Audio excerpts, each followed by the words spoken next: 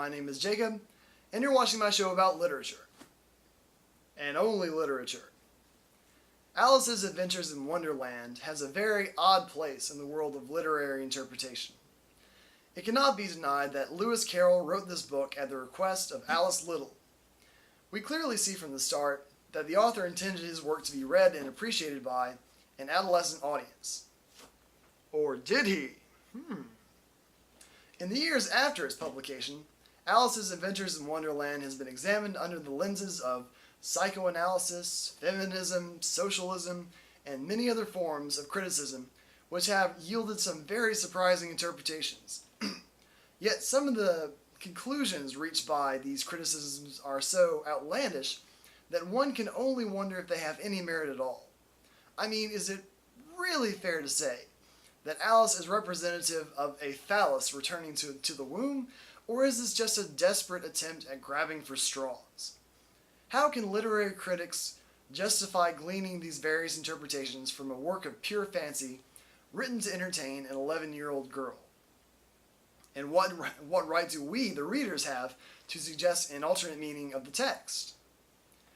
To answer these questions, it is critical for us to know that literary interpretation begins with understanding the relationship between the reader and the author.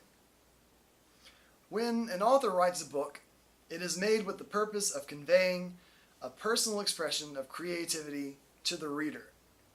This expression carries with it a specific aim or goal, but due to the dynamics between the reader and the author's intention is not necessarily received or accepted, and this occurs for several reasons. The most obvious cause for the rift between the intent of a work and our perception of its intent is the fact that we don't have a direct line to the author's brain. Of course, this problem can be cleared up if the purpose of the text is explicitly stated. But even such a blatant explanation only relates to us, the author's conscious intent. It doesn't account for their unconscious intent.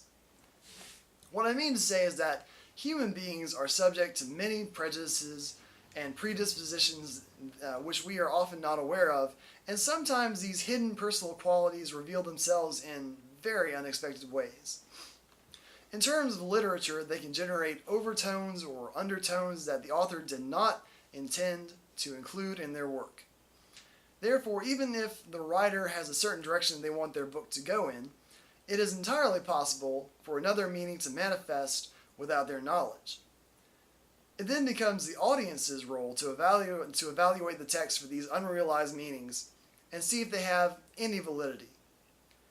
Their resulting interpretations are given credence by the fact that once an author publishes a work, it ceases to belong exclusively to them.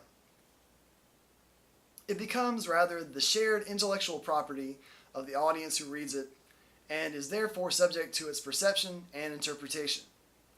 However, this does not mean that the author's conscious intent becomes invalid.